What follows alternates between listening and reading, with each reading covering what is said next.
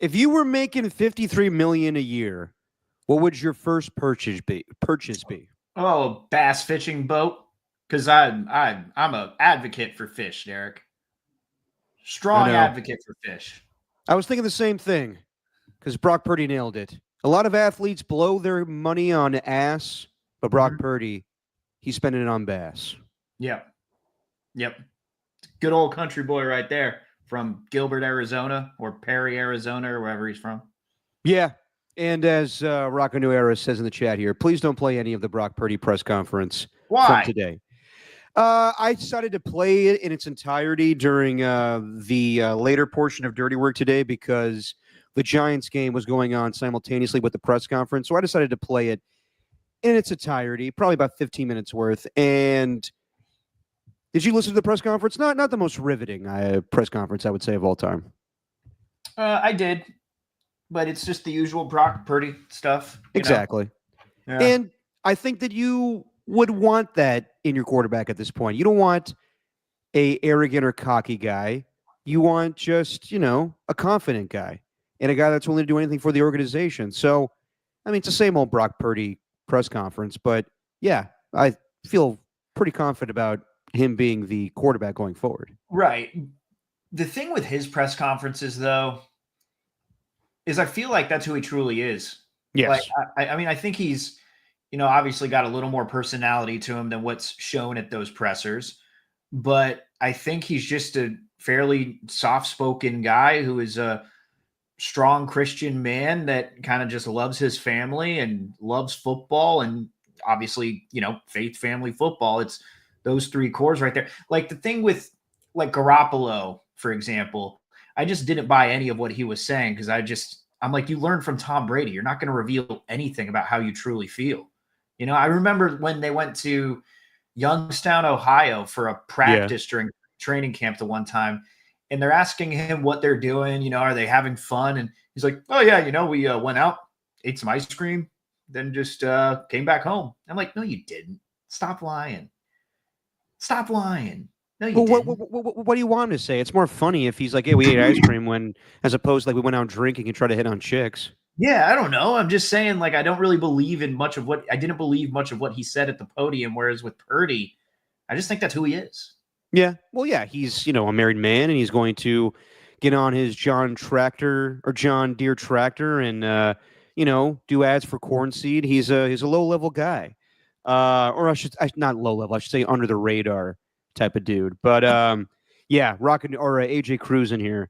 No, nobody want to hear from the guy who got paid. Here's money. Fuck off. Go perform when the season starts. Jesus, AJ Cruz is ruthless. Yeah, I obviously it's not Purdy's fault. If I had to guess, I assume that he would not want to do that press conference. I think that he would just rather get the money and do exactly what AJ is saying and go perform. But that's just an obligation. I think I was actually thinking it at the same time when he got that extension too. I'm like, why does this have to be now? Can't they just wait until OTAs next week to talk to him? Why do they have to do this right after the contract extension starts? I get it, but why not do just like a small video like they did for George Kittle, where it's like they showed a couple of highlights and they posted a couple of videos with questions and answers from the 49ers digital team and then move along, because some of the questions got, I don't know, just a little awkward. It's just, I don't think much is going to be revealed. I don't know what he was supposed to say. It's like, hey, did you guys have any drama? Yeah, tons of drama. Tons. Really had an issue getting this $53 million. Man, I wanted 65, but they only said 53. You know what I mean? It's not to blame reporters either. I just think it's a lose-lose situation for all parties, really, except for Brock because he's making generational wealth. Yeah, well, I think next week they want OTAs to be all about football and not ask questions about the contract. So I guess that's why they did that today. But even OTAs are worse, though. What was it like to exercise? Oh, it felt great. Yep, felt great to be out there with you guys. Steven, I know you downplay OTAs, but this is when they start putting in their scheme and whatnot. So sure, I mean, I get it. Like it's not training camp, it's OTAs, but they're taking it seriously. So whatever. But yeah, as far as like people trying to get Purdy today. Like, hey, did you read that quote that John Lynch said back in the combine where he said the deal may not get done, and Purdy's like, well, that's a possibility in life. Sometimes things get done, sometimes don't get done. It's like, Yeah. all right. Regardless, just your opinion, man. Stephen Langford, Derek Papa. We haven't done a show in probably about a week's time, and in between that time, I did a short reaction podcast exclusive to the Brock Purdy contract, and talked about it all day on Friday last week when the news broke. And just to simply put, I think it's a fair deal. I think that $53 million a year is an appropriate amount of money for Brock Purdy to make. He's right there with Jared Goff and Tua Tagovailoa, a little bit more than Justin Herbert, which I would say Justin Herbert's a better quarterback, but Brock Purdy has definitely accomplished more than he has. But yeah, I think it's appropriate amount. He's not making a shit ton where you would freak out. I know some fans are like, whoa, I would just rather have Sam Darnold for $33 million. No, you don't. No, you don't. You rather have Brock Purdy, and Kyle Shanahan finally is not flirting with other quarterbacks. I know that they wasted draft capital on Trey Lance, and this guy saved the franchise. As John Gruden put in a video months ago, he saved their ass. So, yeah, you would gladly go forward with this guy, and I know that, some people are saying, I'd rather just draft a quarterback every year and just save money on that. It's not sustainable. That's insane. Eventually, all good teams have to pay their quarterback. So, we haven't heard from you yet, Steven. What was your reaction to the contract? I don't think we'd be talking about it the way that we are if they paid him any more than that. I think he got right what he deserved. He's in there in the top 10. Anything outside of the top 10 would have felt almost unfair, like the 49ers were fleecing him in a way, but it seems like it's a fair bargain for both sides. He's got quite a bit guaranteed. Obviously, it's a massive raise when he's going from making $2.5 million through his first 3 seasons, now making about $2.2 million per game with his new check. So I think it's just a fair deal on both sides. But if it was like, say, 60, that's where it could have got a little more interesting. I know it's like, what's a few $1 million here or there, but it's just the optics, right? It's just when you say that, a $60 million per year quarterback. I don't know. It just wouldn't have felt right. But I think they got him a great deal, and I think they got a great deal in return. It seems to be like both team and player friendly, really. I don't see how there can be any cause for concern with it. Now, as far as the state of the roster, like, I think that's the bigger question here. Now you can move on to talking about that because they have invested a lot of money and a lot of seasons into their blue chip players. So the onus is really on, the role guys, the depth, whether they can actually stay healthy and contribute in the postseason if they make it there. So I'm glad we don't have to talk about any contract drama, though. That's the main thing. Yeah. I'm being selfish in that regard. It's like, finally, we don't have to talk about anything stupid. We don't have to keep on going on and hearing these reports, because even though, Derek, you said OTAs, it's all about like the workouts and their game planning and all that. That's not what it's been about these past few years. For the most part, it's been about contracts. I know. To get a deal done here. So this is going to be the first time in a while where they're going to go into OTAs answering questions about actual football. Not just OTAs, Stephen. Training camp has definitely been overshadowed by contracts. So, sure. Or Deebo Samuel's weight. Exactly. And it's not being selfish. It's for the betterment of the football team, to be completely honest, and not have to deal with this bullshit. Yeah. I know that, I've been open and honest about it on KMBR, saying that a year ago at this time, it was nauseating to talk about Brandon Ayuk. Nauseating. Because the guy didn't know what the fuck he wanted. But did it help our ratings? Probably. But at the same time, I don't give a shit. Like, it was just ridiculous after a certain point. Like, I know I love talking about football, but the guy could just not make his mind up. But then he goes on Ryan Clark's podcast, and it's just, I don't care about any of that stuff. I just want, like, is he going to get paid? Is he not going to get paid? Is he going to get traded? Is he not going to get traded? I didn't care about all the hoopla around that. So I don't think that's being selfish. I think it's just being honest. And I think that Kyle Shanahan and John Lynch would agree with you in saying, like, I'm glad we're just focused on football. So while this offseason or this point from OTAs to training camp might be very boring, at least it's not going to be like last year. So to that point, the 3 guys that we were looking at to get contracts this offseason for the 49ers, Brock Purdy gets 5 years, $265 million, $181 guaranteed, $53 million a year. Then the next day, or not the next day, but that following Monday, Fred Warner gets his contract with 3 years, 63 million, 56 guaranteed, 21 million a year. So he becomes the highest paid linebacker in football. And then a few weeks ago, George Kittle got his contract of 4 years, 76 million, 40 million guaranteed. So there's no problems. There's no controversy. And I would say right now, yeah, this offseason is a hell of a lot better than last offseason. I know that they let a lot of guys walk out the door, Andre Greenlaw, Talanoa Hufanga, you can name all the others. But just the fact there's nothing looming over this team and they can just focus on football, have Brock Purdy work on his progressions and, all the stuff that he wants to get better at, just focus on Christian McCaffrey being healthy. I mean, the fact that Nick Bosa and Trent Williams showed up for OTAs is very different than a year ago. So I think everything is just, taken away from or taking a page out of the Giants playbook.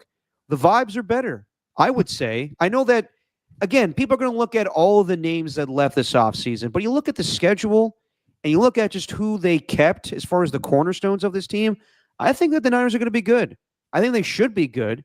I mean, I know a lot of people play the schedule game and be like, they should have 10 wins or 11 wins or 12 wins. I'm not saying any of that. I'm just saying I think they're going to be a good team this year. And I think that it's going to be better for them going forward, having a good, mentality with none of this bullshit where Christian McCaffrey doesn't slip up in an interview with the NFL Network saying, yeah, my former teammate, Brandon Ayuk, he doesn't have to worry about any of that stuff. Just focus on football.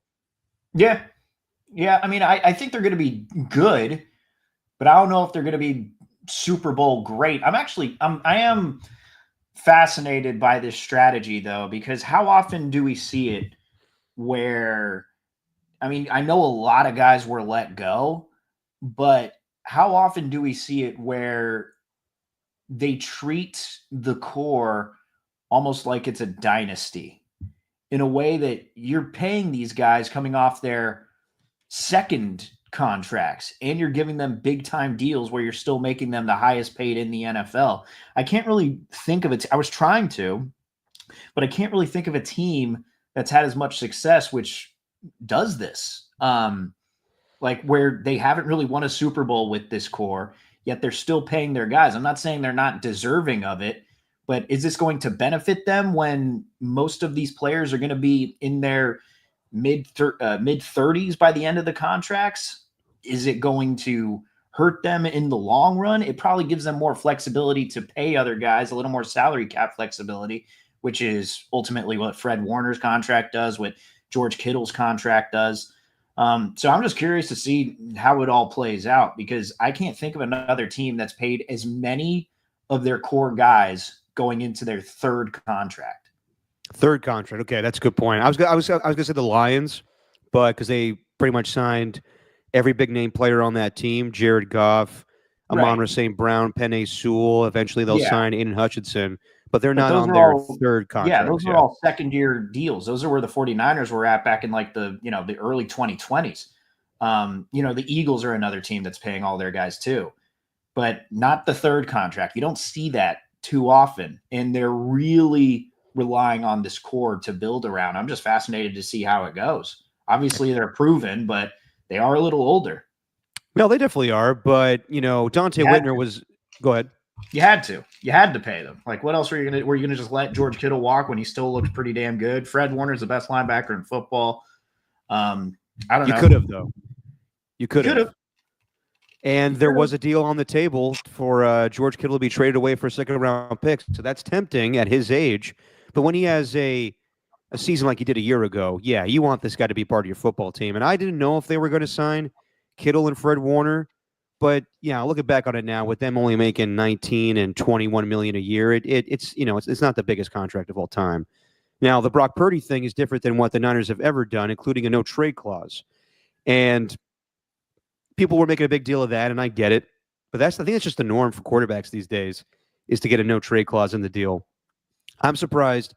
Of the 7 names that are on the list as far as quarterbacks that have a no-trade clause in their contract, I can't recite all of them, but it's the big names. It's, Mahomes and Josh Allen, Lamar Jackson, Jalen Hurts. Joe Burrow's not on that list. So not everybody gets it, but I think that will be the norm going forward. Is most quarterbacks will probably make 50+ million a year, and you will have a no-trade clause. But yeah, like, Dante Whitner was on Up and Adams podcast, Kay Adams podcast, and he said that he thinks the window is closing for the 49ers. And I get that sentiment because their players are getting older, and the Philadelphia Eagles just won the Super Bowl. There's a lot of good teams in the NFC. But call me crazy, as long as Kyle Shanahan's coaching that football team, I think the window will stay open. I think they could compete in the NFC. As far as Super Bowl, it'll be tough. I think for this season, the goal should be, with that schedule, win as many games as possible, try to get the number 1 seed, and make sure all of the upper echelon NFC teams come to your house, come to Levi's, because the Niners under Kyle Shanahan have never lost a home playoff game. So that should be the expectation. And I think that that's on the table and manageable. I just don't know, like, I would say that if they have to go on the road to play the Lions or the Eagles, they probably would lose to those teams.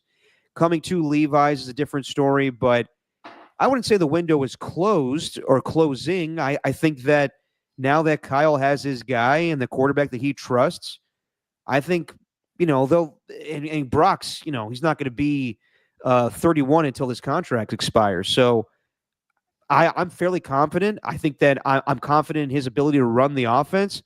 I'm fairly confident in Kyle Shanahan to be the play caller that he's always been. I know last year some people kind of lost faith in him, but I still think he could be that guy, and he'll change things up. But I wouldn't say the window's closing. I think that as long as they have their core guys of Brock Purdy, George Kittle, Christian McCaffrey, Nick Bosa, and Fred Warner, I think they're capable of competing for a Super Bowl.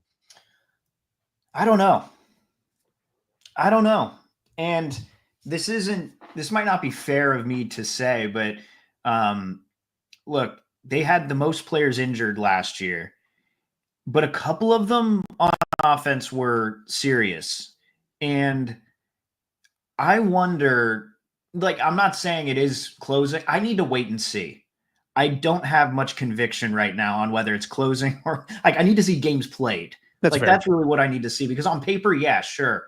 But coming off Achilles tendonitis, bilateral Achilles tendonitis, where you could barely play a couple of games. Obviously, Christian McCaffrey is fully healthy, but we've seen it time and time again where running backs let injuries kind of derail their careers, whether it's Terrell Davis or Priest Holmes, guys who have had a little bit of longevity and have had single season success.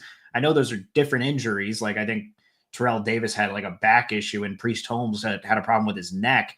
But once in a while you get an Adrian Peterson who comes along coming off a torn ACL, and he goes on to win the MVP, or just goes to, I forgot what he did, but no, still, he's just a freak. He's also a freak. Yeah. But Christian McCaffrey is a freak athlete too. So I wouldn't be surprised if he's in the Adrian Peterson category.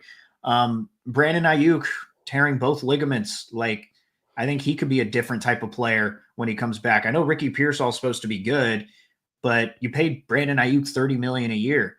Fred Warner fractured his ankle and played since week 4, and he's been playing every game of his career. Is he going to still play every game? Again, remember the stat we pulled up. He's already played more games in his career than Patrick Willis, and Patrick Willis just got voted into the Hall of Fame, which is crazy. Not that part, but the Fred Warner games played part, not the Hall of Fame part. He's deserving of the Hall of Fame. So and then there's Trent Williams. Wait, sorry. You think Fred Warner's deserving of the Hall of Fame right now? No, I think Patrick Willis was deserving of the Hall of Fame. I'm just saying the fact that he's played more games than Patrick Willis is the crazy part. Yeah. Trent Williams, I don't know. Apparently that whole deal with DJ Humphries fell through, so I don't think they have a swing tackle. I still think their offensive line.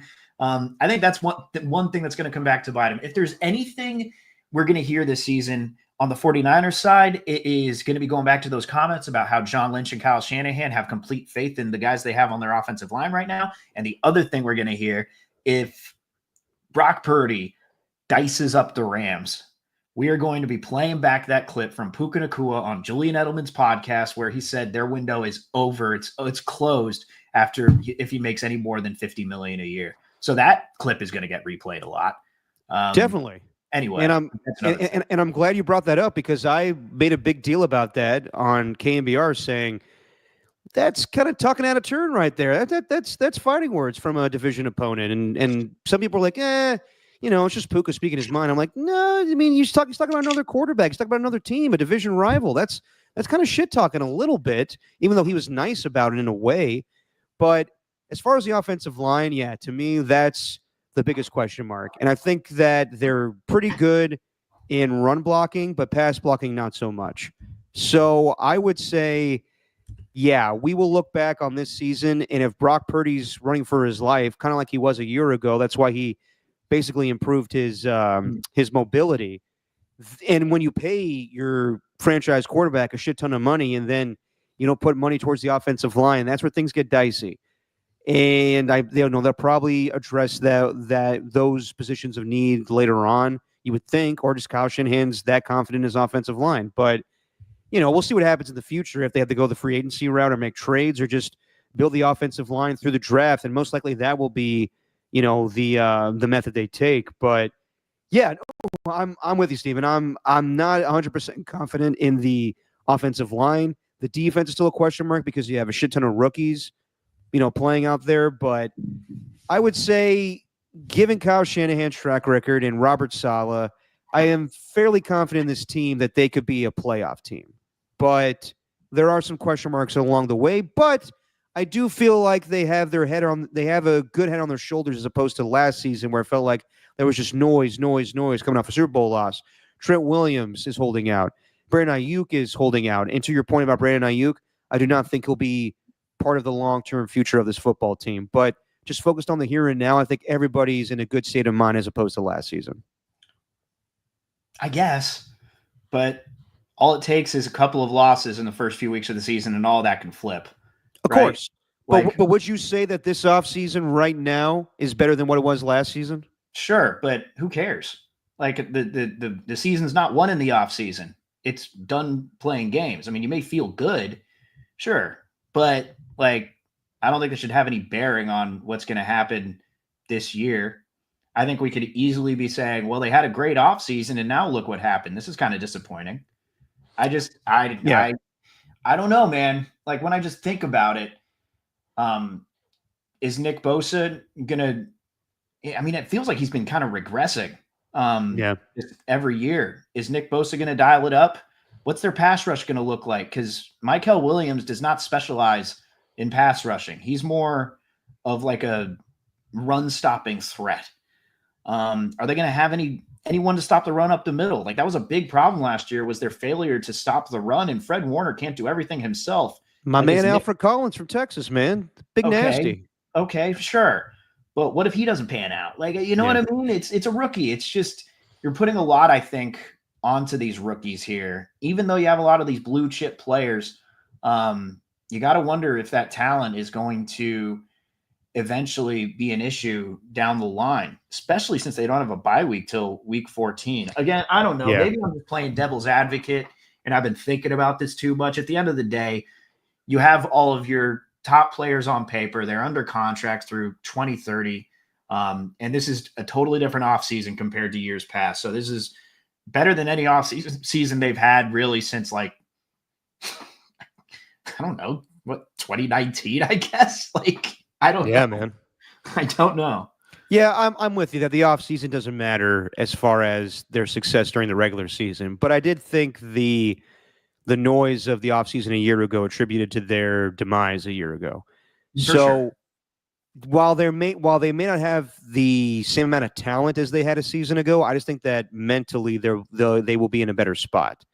But who's to say? I think that when you see the schedule, and we don't know right now, like the Jaguars could be improved, the Titans could be improved, everybody that they play that we think is going to be a pushover could be a better football team. But when you look at it, you think, all right, this team should get back to where they were before. And I think they needed a reset. I think they needed just like the way that 2020 was when they went 6-10 is just like everything caught up with them. The loss of the Super Bowl, all the injuries, Ricky Pearsall, unfortunately, getting shot, just so much bullshit. And now they can just focus on football. So I do think that they will be a better football team going forward. By the way, I know everybody in the chat's like, look at this close game right now with the Pacers and Knicks. I am watching it right now. There's 29 seconds left. We will be talking some basketball today as well. Yeah, but there was a long-ass challenge that took forever. Yeah, I know. But it looks like it's Pacers ball with the Knicks up by 5 with 30 seconds left. What do you want us to do? Play-by-play? What do they expect? Yeah, I know. Sorry, chat. What do you want us to do? Yeah, I know. Hey, we can't talk about this in real time. Let's act like we're Kevin Harlan, Stan Van Gundy, and Reggie Miller. I mean, I can if you want me to. Do it. All right. All right, we got a little bit of Knicks Pacers with about 29 seconds left, 6-point game. We got Larry David and Susie Essman in the corner. Love me some Kirby enthusiasm. And we got Ben Stiller over here. Is that enough? I'm not a big Curb Your Enthusiasm fan. Is that really a foul? That's my Stan Van Gundy. That's not bad. That's actually not bad. Yeah. Or Reggie Miller just, I hate the Pacers. Okay, that was awful. What was that?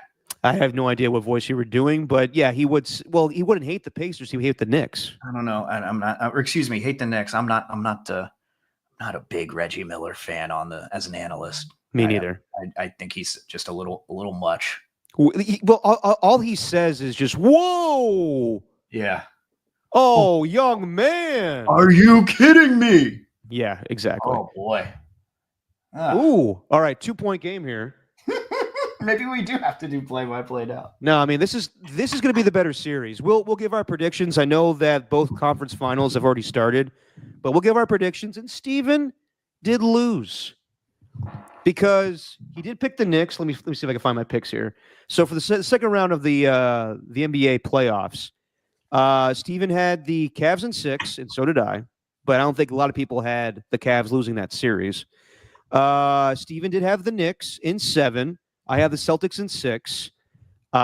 Steven did pick OKC in 5. I picked the Thunder in 7. Nailed it. Get 2 points for that one. And Steven picked the Warriors in 6. I did pick the Timberwolves, but I had them winning in 7. So I squeak out a win 3-2. So Steven will have to do the hot sauce. Oh, but I said the Timberwolves would win because of the Steph Curry injury, Derek. So I thought the Timberwolves winning that series. Not when things started, not when we made our picks. See? That's what you did the last time. All right. What are you talking about? When you tried to change up your pick, you said, but I said this would happen instead and the Warriors would win. No. That's not what happened. That's not what happened. That's not what happened. In the first round, we were tied up, and I did pick the Warriors. You said the Rockets would win Game 7, which ultimately changed your pick. Yes. In the tiebreaker scenario, yes. But when the series started initially, Steven, I said the Warriors would win in 6. So then by me opening my big fat trap on this podcast, I lost.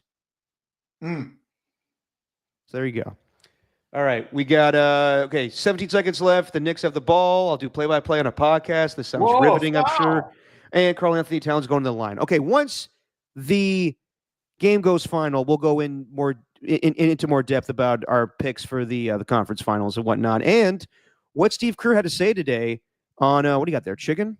Little chicken. Look how juicy that is. I'm really that is good. That. Where's that from? You made that? I made it. All right, nice. Juicy shit, man. Yeah, that looks good. You got that on. So how do you make your chicken? You air fry that bad boy? Or you do it on the stove? You can do it a lot of ways, but I like doing it, dude. I like doing it on the stove. Yeah. Stainless steel pan, a little bit of chicken breast. If you cook it right and you actually look, man, a meat thermometer, best purchase I ever made. Because if you get it just right, they're overrated. If you get the internal temperature just right and you take it off at the right time, you have perfectly juicy chicken. And there's like a fine line. A couple of minutes will make all the difference. Okay, but do you do the method where you slap it down because you want the edges of the chicken to be smooth, and do you poke holes in the chicken so it's a little juicier when you cut into it? No, I don't. I'm telling you, man, those methods are good. I learned from all the ASMR like little TikToks you see on YouTube with the guy making the chicken and he pokes the holes in the chicken. Yeah, Zach Choi, who deep fries everything. Zach Choi. Says, would you eat this? He needs to open a restaurant called Would You Eat This? I think that would make a killing. That's not bad. Anyway, all right. So all right, here we go. This is probably gonna be the most delicious. Well, I mean, we have chicken when we do buffalo wings, but that's some good juicy Healthy chicken right there. It is. It is. All right. All right, here we go. We're doing play-by-play of Steven put the chicken in his mouth, and I'll do it as Kevin Harlan. Oh, he put the chicken in his mouth. He's devouring that chicken whole. He's going to have now the hot sauce course through his veins. Oh, the humanity. And Steven's wincing. Oh, you can see him wincing. I wish I could do a good Stan Van Gundy. I really don't like chicken that much. Thank you. Oh, I really don't like chicken that much. It can be too dry. Yeah, that's the go-to now for Stan Van Gundy for an impression is just for him. Like anything you say that's like not basketball related, he's just like, I don't like that too much. Of course, compared to Jeff Van Gundy, who loved Rihanna but hated everything else when he complained about the fouls way too much. Yeah, he did. He really did sound like the drunk uncle. By the way, in the other game going on, with Stars and Oilers, in the Western Conference, Oilers had a 3-1 lead in the third period, and the Stars scored 4 unanswered goals. Ooh, damn! We're going on like Sharks territory against the was that against Vegas? That comeback? Mm-hmm. Yeah, but they were down by 3-0 that game. Okay. Yeah, Jesse was there. Oh, nice. That's going to be an all-time sports moment to be there for live. All right. I think the Pacers just got fouled here. They did. I think the Knicks were playing a foul game. I think they have a foul to give. No. Okay. Okay. We will. All right. We will let you know how this game ends. All right. Let's talk a little bit about some butts, Steven, some tush push action as it stays alive, as the NFL owners had their meetings today and votes. And going into today, it sounded like the tush push was going to get banned. The whole thing with the Packers. Diane Rossini did an amazing job breaking this down, where she got the inside scoop, where she talked to an anonymous GM, and because the Packers don't have a principal owner, that the collective teams that don't like the tush push kind of put the onus on the Packers to come up with the rule change, so nobody could point the finger at the Packers and say, "Oh, this owner hates the tush push." So today they voted on it, and I guess there was this impassioned speech by Eagles owner Jeffrey Lurie, and Jason Kelce was flown from Philadelphia to Minneapolis to talk about this. And we'll go into details about how that went down. But in the end, the tush push survives. They needed 24 votes. 22 is the final count. So barely got there. 10 teams decided against it. And those teams were, I had them listed down here, obviously the Eagles, the Ravens, the Browns, the Lions, the Jaguars, Dolphins, Patriots, Saints, Jets, and Titans all voted in favor of keeping the tush push. So teams like the Raiders, 49ers, everybody in the NFC East that's not the Eagles, basically a good deal of teams wanted the tush push to go away, and it stays. And I think that, honestly, it's kind of lame for all these teams to not like it. My reaction is the same as how it's always been. If you don't like it, try to find a way to stop it. And the Eagles do it better than anybody else. The way that Jalen Hurts is able to squat over like 1,000 pounds, and his body, I mean, he's so fucking big that he's able to just, use his squat strength and go forward while having Saquon Barkley or Kenneth Gainwell, or I guess now Dallas Goedert will push him forward. So I understand why some people don't like it, but I think the reality is a lot of people are just jealous of the success of the Eagles. So I'm glad that this play gets to stand. And, I think it's just a lot of bitching from teams that can't do it. At the buzzer? Oh, man. All right, so the Pacers just tied it. No, Derek. They just won? No, they just tied it. Sorry. Sorry, when I was talking about the tush push there, it was craziness. Wow, so this is a it's a repeat of. 2. Oh man. Yeah, his foot's on Kevin the Durant. line. Kevin Durant. Is it on the line? Yeah, it Yeah, is. it's on the line. And he gave the choke Wow. signal immediately to the Knicks. Oh man, redoing the Reggie Miller there. So this is a Yeah. repeat of Tyrese Halliburton against the Cavaliers. Oh, it bounces in. Yeah, it was like Kawhi. Jesus Christ. What an insane play. Okay, hold on. Is his foot on the line? His foot might be on the line. I think it is. Yeah. Wow. If you're the Knicks, you don't want to blow this one. You're home. This team has always had your number going back to years ago, just last year too. All right. We get more basketball. OT for game 1 of the Knicks and Pacers. I think, are they reviewing it or did they just say it counted as a 2? I don't know. The ref did that awkward thing where it looks like they're FaceTiming with the microphone. Oh man, that was nuts. What a hell of a shot. I think they're reviewing it right now, but I think this is going to stand as a 2-point shot. Yeah. Eesh. Well, if basketball guards are real, the Knicks are going to win that. You don't do the choke sign when you just tied the game. Yeah, but from his point of view, he thought the game was over. Sure. But it wasn't. So basketball gods are going to come back to, or maybe the basketball gods already did. Maybe they did. Maybe they already did with his toe on the line. You know? Yeah, or maybe the basketball gods are, looking down on the Knicks and being like, you can't be too cocky when you're up by, what was it, 9 with like 5 minutes left? Yeah, or the basketball gods just aren't real. That is true. Although Steve Kerr believes in them. He does. He loves those basketball gods, I tell you. I'm like a basketball god agnostic. Yeah, me too. I need more proof. Same here. All right, tush push. What'd you think of it, Steven? I texted you this, and I'm not trying to like play a character here where I hate all things NFL, but the rule changes that were on today were just so stupid. Okay. The tush push ban I think is dumb because I agree. I think a lot of these coaches are just jealous. Like Sean McDermott, I didn't even realize this. Looking at the numbers today, Eagles obviously ran it more than anyone, but the Bills were second, and Sean McDermott was trying to get them to ban it. And you just said the Bills were a part of those that are into the banning, right?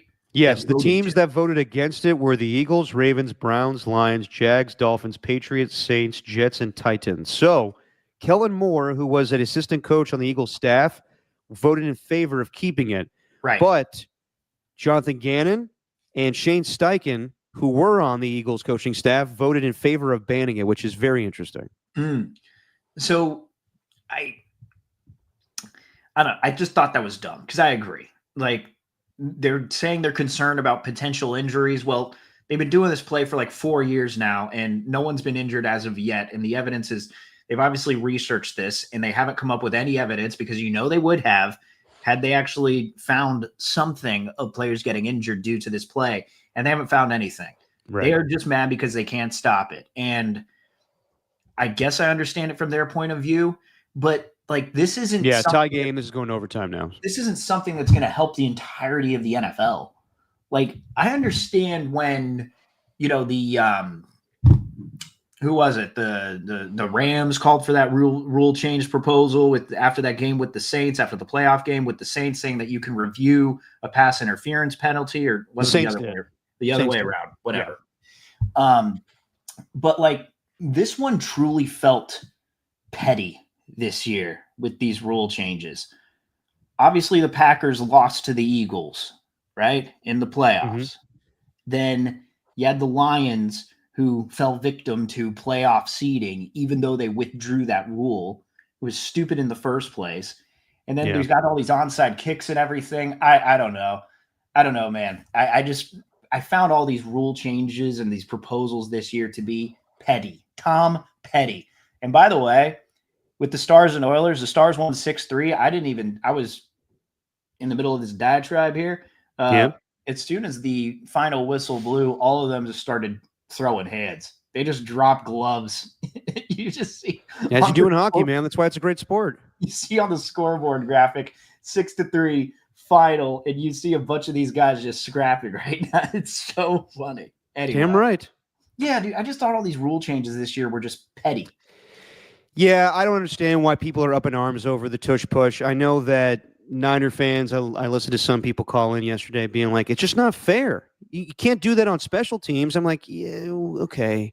I mean, my thing is, why do you worry that much? Fred Warner, I think the Niners were kind of effective stopping it, if I remember correctly, 2 years ago during the regular season game. And if you're worried about the Eagles, I know it's a different team, but you kicked their ass in Philadelphia like 42-19. So my advice to every other team out there is try to stop the Eagles on first and second down and pray you're not in a third and short or fourth and short because they're going to run that fucking play. And just try to beef up the middle. But yeah, I found the whole thing petty. I'm with you there, Steven. And I think that the other rule changes that were proposed, the Lions one with the, having a wild card team potentially have a higher seed if their win total is better than a division champion, even though they weren't affected by that because ultimately it was the Vikings that were. Don't change a good thing. We love the playoff structure right now. The onside kicks, the change right now is the kicks take place at the 33-yard line and attempted at any time. So I like that change. The U.S. Olympics one, I don't like now players can participate in the flag football for Team USA. It sounds cool. I don't know how many people will be actually participating in this because how many owners I know the owners agree to this, but you think that they want Mahomes and Lamar Jackson out there and then they tweak a hamstring while they're running? I highly doubt that. Well, Derek, that's what's interesting though, because it sounds like it just sounds like it. I don't know if this is going to be true. We may be laughing at the end of the day when it comes to this. I'm trying to find the actual quote from the article, but I'll just paraphrase it from the executive VP. He's saying that this will obviously be good for the sport globally, growing it. But what he envisions is a 1992 dream team with the flag football team. No chance. And I'm just like, is the NFL going to try to really incentivize its players beyond just getting a gold medal to go try to win this thing? Like, because I think there's also you run the risk because they're going to have to try out. Okay, what if your superstars don't make it past the tryouts? What if, say, Patrick Mahomes does try out and Darryl Doucette, the guy who was really offended by all of this in 2023 and went on TMZ Sports and said he's a better flag football player than Patrick Mahomes would be. Yeah, I saw. What if he ends up beating him for that position? Okay, hold on. Do you believe that? No. Okay. No. But what if that happens? Wouldn't that be an embarrassment for the NFL? I just don't. That's that's a ridiculous hypothetical. At the same time, like, you just don't want these players doing this because the rule is you're only allowed one player per team to participate in this. Right. Do you really want, like, shouldn't it be better if you send, like, recently retired athletes to this? That's what I would do. That's what I'm thinking. Did you see? I'm trying to find the damn video. All right.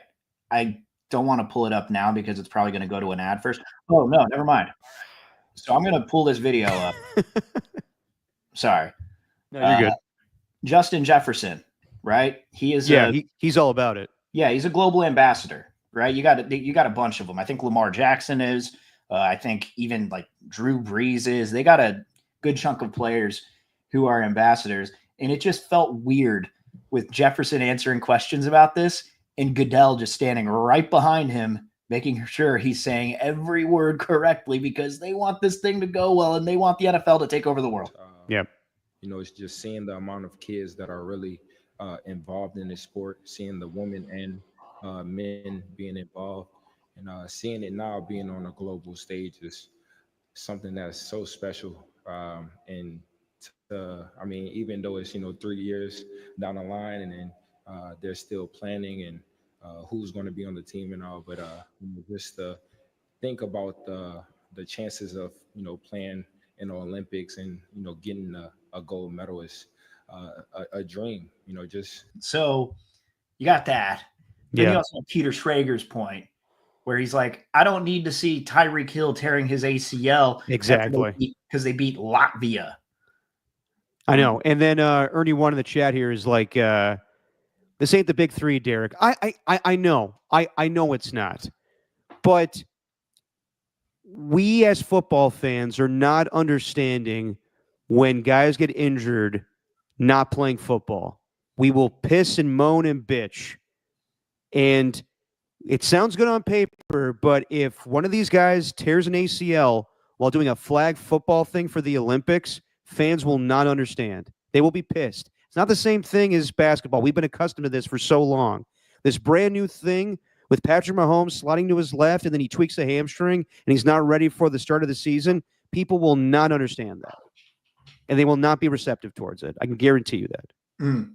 Yeah. Yep. No, And the owners will not be either. Speaking of the owners, by the way, this thing, so this could be interesting tomorrow to talk about this. The tush push with Jeffrey Lurie, he went on in a passion speech, and supposedly Jed York was not feeling any of it. So just to read the details that were kind of chronicalized from writers that were in the room. Towards the end of the speech that lasted close to an hour, Lurie made an analogy, telling the room that regardless of whether the play was banned, it was a win-win for the Eagles, adding that it was like a wet dream for a teenage boy to create a play that was so successful that the only way for it to be stopped was for it to be banned. That's insane. After Jeffrey Lurie finished speaking, Vincent... Where are you reading this from? I'm reading this from somebody that wrote an article about the whole thing.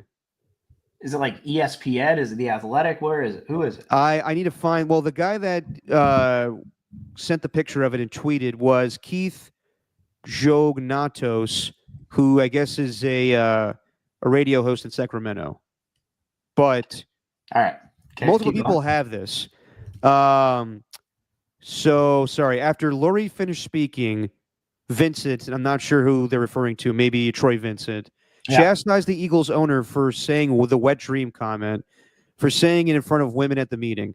Lurie spoke for several more minutes, adding that whoever voted to ban the play would be taking liability for putting quarterbacks at risk. He criticized NFL Commissioner Roger Goodell and Executive Vice President of Football Operations, Troy Vincent, for advocating the ban, added that he had spoken to the NFL Chief Medical Officer, Alan Stills, at length about the play. Also, after an hour passed, San Francisco 49ers owner asked Jeffrey Lurie, how much more shit do you need to say? Now, that has been reported by multiple people saying that Jed York basically called out Jeffrey Lurie for talking way too much. Did Bill Simmons write his script? Did he write his script? What do you mean? Did he write that speech? Apparently, Bill Simmons likes equating all this stuff to, sexual things. No, I remember. It's like, when a player throws the ball before scoring, it's like he had an orgasm. Like, I've lost my mind. Oh, man.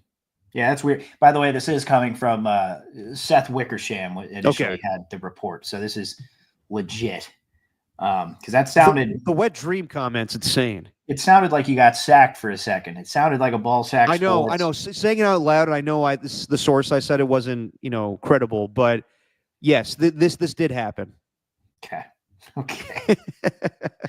But how about Jed York just being like, you fucking done yet, Jeffrey? Yeah, good for him. I mean, didn't he go on Twitter? Didn't Jed York go on Twitter too and say thank you to Jason Kelce or something? I did not see that. Yeah. He tons of respect for Jason Kelce. Definitely owe you a bourbon or two. But not Jeffrey Lurie. Not Jeffrey Lurie. I find this whole thing kind of sad today, where all these owners are voting on rule changes and whatnot. And I don't know if he was there today, but they're all bickering about this while hours later, Jim Irsay passes away. Yeah. And I don't know, I'm not going to say 100% if he was there or not today, but, we are guilty, as a lot of people, of laughing at Jim Irsay in the recent years for kind of the antics he's had. The, press conference he had after he fired Frank Reich with the whole upper quartile, and I don't know how the sausage is made. Just a bunch of quotes that we on KMBR and a lot of, I'm sure, radio stations play the drops and laugh. But Jim Irsay was a troubled guy. He dealt with a lot of drug issues back in the day, and his father moving the Baltimore Colts to Indianapolis. And, even though he's kind of more an eccentric owner traveling around with his band, Jim Irsay is one of the more recognizable owners. And from, talking to Mike Silver today, just a very good guy. So sad to hear that today. At only 65 years old, he's not one of these older owners. And the fact that his life was taken away from him at 65, just way too soon.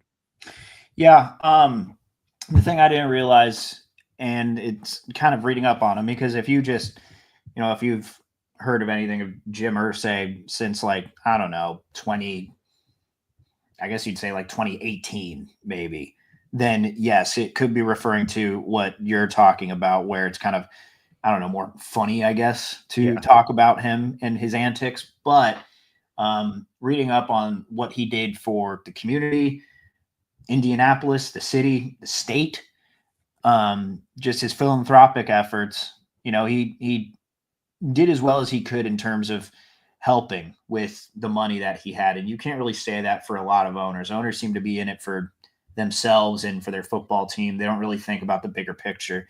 But Irsay seemed to. So, yeah, man, just he's been a fixture. He's been a fixture in football, and he was a character. You need those from time to time in sports. A lot of these owners are characters. And Jim Irsay, for all his troubles, he at least seemed to be, and controversies, he seemed to be one that really benefited his franchise and the community around it. So you can't help but respect that. No, definitely. So rest in peace to Jim Irsay, passes away today at the age of 65. Speaking of Indianapolis, the Pacers have a 1-point lead right now, 136-135. They're reviewing this out-of-bounds play. Might be off the fingertips of Jalen Brunson. And with 20 seconds left, we'll see if they come back at this game, as it is Pacers ball. So we'll see what happens here. Real quick, Steven, before we get to some basketball, you wanted to talk about Robbie Ray. And do we have to go into that right now? It's a little weird. Well, what else do you want me to bring up then? Looks like the Pacers are going to go on to win. Look, man. We can wait if you want. I know it's been 10 starts. Yeah. It's only been 10 starts. But I think we need to pay a little bit more attention to what Robbie Ray is doing. And I'm more doing this to plug the blog, because I finally got back on the blog game and I wrote one. Hell yeah. And I did a little deep dive into Ray, because he has just been outstanding this year. And you go back to his 2021 season, that was his best one. And I just think this guy's on another level right now, in this state of consciousness that I don't think a lot of athletes can get to, where they aren't even really thinking. They're just so confident in what they're doing. They're unconscious with it. And I revert to my sports psychology class in high school, when Mr. Jackson taught us about the optimal performance level. You're in your Mr. OPL. Jackson? You're in your OPL. That's when everything is going right and you're unconscious, essentially, when you're playing sports or doing some form of physical activity. You're efficient, you're effective, and that's everything that Robbie Ray has been. And he even said as much. He said he's feeling as good as he's felt since 2021, and through 10 starts, he's been better, I think, than 2021, even though he isn't leading the league in strikeouts, and his strikeout to walk ratio isn't as great as it was that season. His ERA is down. The opponent batting average is down by 30 points. I think opposing hitters are hitting 210 off him this year, when that 2021 season, they were hitting 240 at this point. The question is, can he keep it up? And I think it's a storyline to watch for the Giants, is Robbie Ray, and just whether he can continue after this rise. Because last year, I don't think we gave him a fair chance. We didn't really know what he was going to be this year, but he has firmly solidified himself as the number 2 starter in this rotation. So I love to see it. Love to see it. Jalen Brunson air balls, and a couple of fighting for the ball with 3 seconds left. Wow. Pacers going to come up with this win. Yep. Wow. Jalen Brunson tried to tie the game up with a 3. He airballed. It was rebounded again by the Knicks. They miss again. And it looks like the Pacers are going to take game 1 of this series. Wow. We'll react to that in a little bit, just to react to what you just said, Steven. Yeah, Robbie Ray has been excellent this year. And it's a great story with everything he's dealt with Tommy John and only 7 starts a year ago. And, he definitely is the second most reliable pitcher on this team. I will still say Logan Webb, even though he had a pretty bad performance today. But Justin Verlander now going on the 15-day IL with a pec issue. And I don't even know if he's going to be here for the long haul. I can make an argument to trading away Justin Verlander at the deadline if he's willing to waive his no-trade clause. Even though he's not hurting the team right now, he's not really that great either. They'll probably bring up Carson Whisenhunt at some point, and Kyle Harrison will probably fill in for Justin Verlander for his start on Saturday, if I had to guess.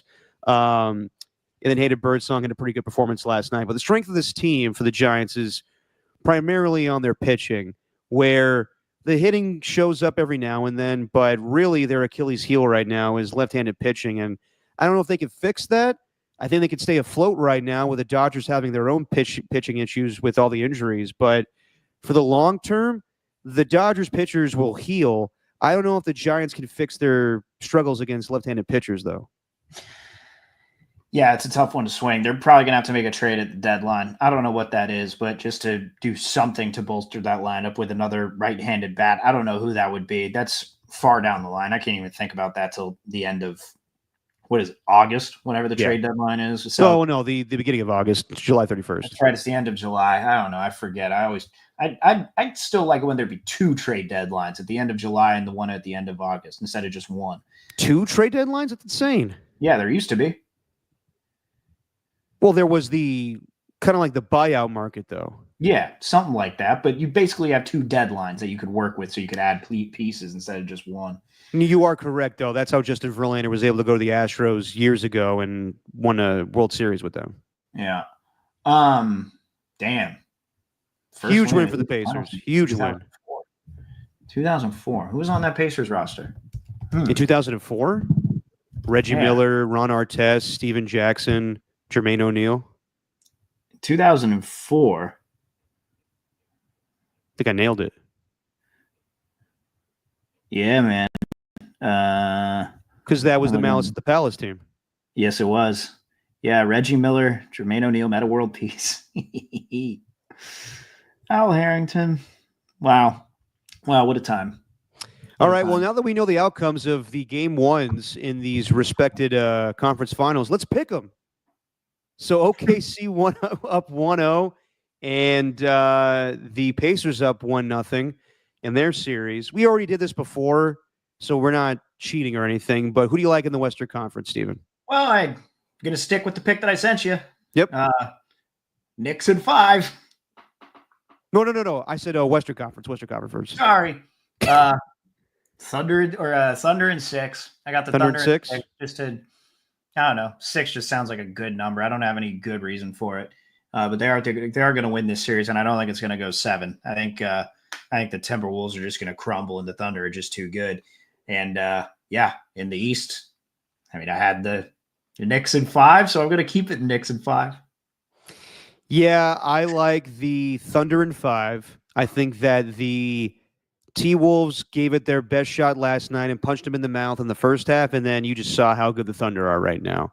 And the Thunder are loaded. They were they were the best team in basketball for the majority of the regular season.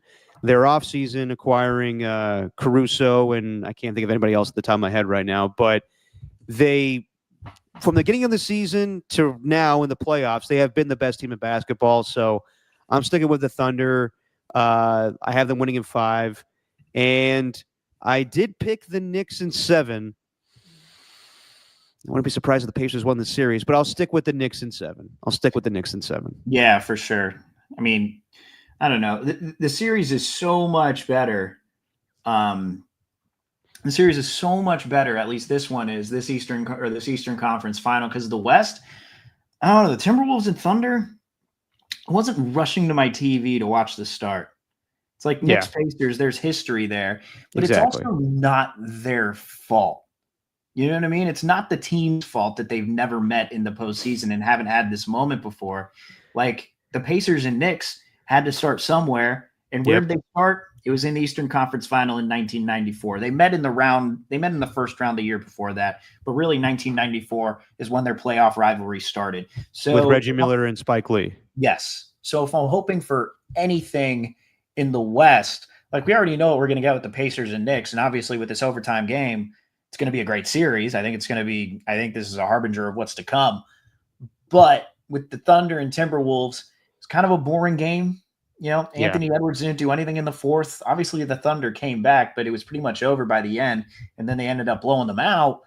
Like, I just hope there's some signature moment, something that happens with these next few games that make you say, wow, I want to see the Timberwolves and Thunder there next year, because there's a very real chance that these two are going to be playing each other in the playoffs for a long time, considering how young and bright they are. Although, Derek, am I too early for saying this? I texted a buddy this during the Timberwolves and Warriors series, even when the Warriors were losing, and maybe it was because I was at my saltiest. All right. But the Timberwolves, I mean, they're not totally young. They do, like the Thunder, they have, they're young and on the rise across the board. Alex Caruso's the elder statesman there. It's like SGA and Chet Holmgren and Jalen Williams. Those guys are young. You're probably going to expect them to be the core for a long time, and then they can just add veteran pieces around. But with the Timberwolves, I don't know if they can keep going. And I wonder if it's going to get to the point where we say, and I know they're not going to because he's got that fully guaranteed contract, but where we're going to say Anthony Edwards just needs to get out of there because the Timberwolves are a loser franchise and they've always been a loser franchise. Jesus. That's an extreme take to have. I mean, this whole thing with the switch in ownership. Now you got A-Rod, who doesn't know the first thing about basketball ownership coming into. Yeah, but Glenn Taylor was a worse owner than Alex Rodriguez. We don't know that. Well, we don't know that, but Glenn was pretty bad. It's a lateral move. Timberwolves are just a loser franchise, man. Get out of there while you can, Anthony. Okay, are you saying this? Are you saying this out of spite because the Warriors lost the Timberwolves? Because the argument we were having yesterday was, don't you always root for the team that beats you in the postseason to justify you losing? Sure. I'm not saying I'm not rooting for them, but if they don't win this series, if they don't make it interesting, and the Thunder, I don't know, potentially sweep them, like the Mavericks did last year, or was that series in 5? It was in 5. If it ends up like that, get out of there, Ant. That's insane. He's taken that team to the conference finals the last 2 years. That's insane. And done what? Got him the conference finals. The team hasn't done jack shit for the longest time. And win one game in each of those in conference finals, potentially. You know who's going to join Anthony Edwards this summer? Who? I think out of all the teams, Kevin Durant wants to play with Minnesota the most. I'm over Kevin Durant. So what? I'm over that. You're over Kevin Durant. Yes, I'm over that whole thing of where's Kevin Durant going to go? He's going to turn them into a championship team. I was done since the Phoenix Suns, and now I'm done with it him being the number one guy. Giannis is way more interesting, and where he goes, I think he's going to. That's not feasible. That one's not real. Kevin Durant's actually real and happening. Well, yeah, Kevin Durant's going to happen, but nothing's going to change. It doesn't matter. No matter which team he goes, it's interesting, but no matter which team he goes to, I don't think they're going to do anything. Yeah, Rockanera nailed it. KD is the Aaron Rodgers of the NBA. Well, I was so close to bringing that up today, but I'll refrain from doing it, everybody. Well, except even though he should have gone Rogan today. Kevin Durant is a lot more likable than Aaron Rodgers is. Well, of course. I mean, honestly, that's debatable in some regard. You could say that Kevin Durant's kind of nauseating with how much he cares about what people think of him, and at the same time, Aaron Rodgers doesn't give a shit what people think about him, even though he kind of does. Oh, he absolutely does. That's the thing. He does. He acts like he doesn't. Kevin Durant has shown you that he cares, but he also, I think, has a cooler way with going about it. He doesn't go out there saying, I know more than you because I read Robert F. Kennedy Jr.'s book. Yeah, but KD will tell people he knows more about basketball than them, which is justified. The man's amazing. If Aaron Rodgers was cocky about football, that's one thing. But when you get cocky about human beings and medicine and health, that's where you lose me. Fair. Even though I was kind of anticipating him signing this week, but I guess it's not going to happen. Anyway, we'll see what happens. Speaking of Giannis, just because he showed up to San Francisco this week, we're now going to act like he's going to get traded to the Warriors? Come on now. Derek, I can't have this for my personal This is just a personal thing. I can't have this happen. I can't. Why? Because I was adamant to my friends when he first brought up Giannis to the Warriors. I was adamant. I basically called him an idiot. I'm like, no, this isn't happening. Stop it. Yeah. Just get over it. Giannis is not going to go to the Warriors. It's not happening. I need this to not happen. Let me just say this. I'd be all for it. Like, yeah, I like Jimmy Butler, but I will gladly trade him away to get Giannis Antetokounmpo. I love me some Draymond. I will gladly trade both players away to get Giannis. Is that going to happen? Will the Milwaukee Bucks want to do that deal to get those 35-year-old players for Giannis? I highly doubt it. Yeah, but Derek, a few years of Giannis winning with Steph Curry is not going to be worth the lifetime of being made fun of when the guy who works in sports totally got this opinion wrong, even though he was adamant it wasn't going to happen. I can't. Well, dude, I get shit wrong all the time. Remember when I was on here saying that Josh McDaniels would never be the head coach of the Raiders? Yeah. Sometimes we're wrong about things, but I'm fairly confident. I don't think the Bucks will end up trading Giannis. Yeah. Okay, you know what? I'll rephrase that. They could trade him. I don't think it's going to be to the Warriors. And I know that Jay Williams and Brian Windhorst were both like, at the end of the day, if Giannis just says, I want to play with Steph Curry, it's going to happen. No, not necessarily. I think that I know that Giannis has a lot of pull. And I know this is the NBA, so when players want to get traded, they usually get traded.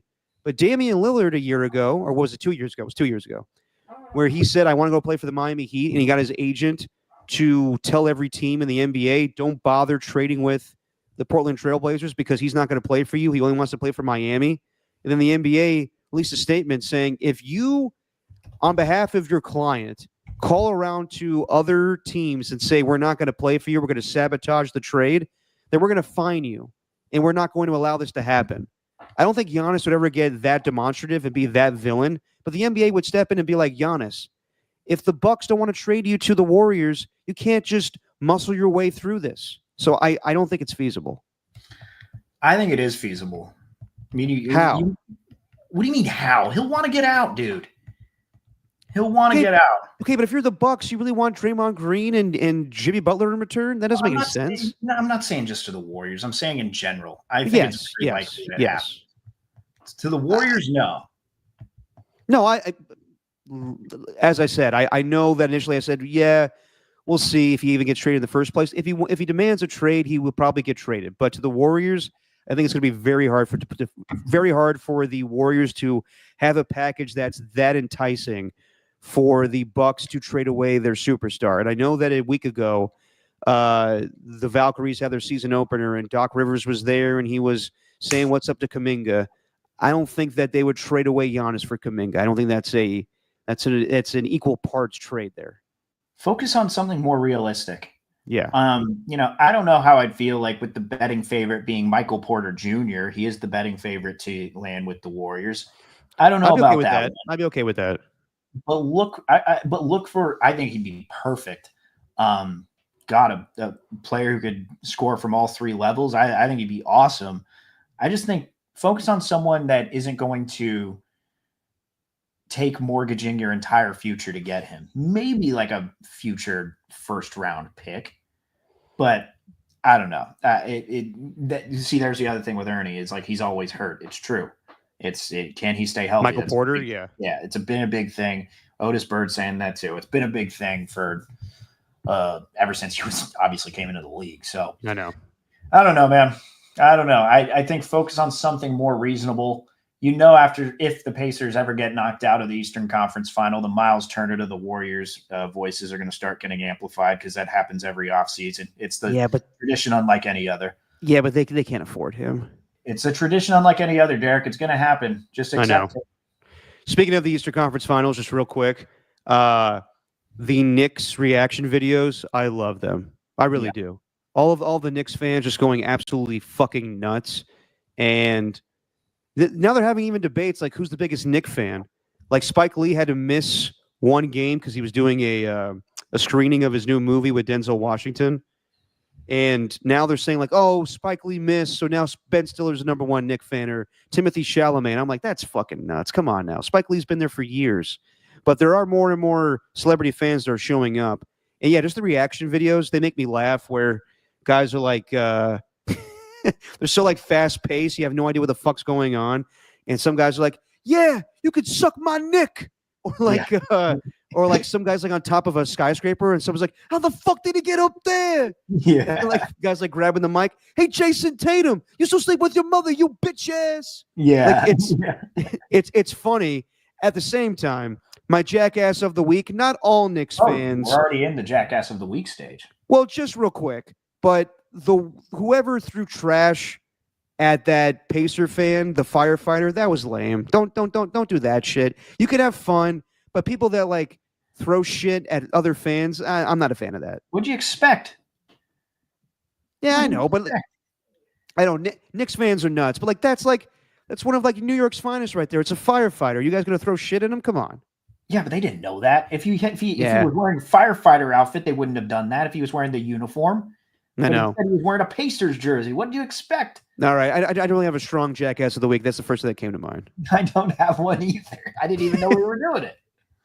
Yeah. I didn't really think of one this week. I thought about maybe, I don't know, jackass of the week. I couldn't really think of anything that was jackass worthy. Maybe just the whole conversation of, I don't know. To me, the whole Caitlin Clark versus Angel Reese thing is just definitely too much for me these days. So I don't even want to go down that route. But yeah, I would go. That is my jackass of the week. What's the jackass of the week?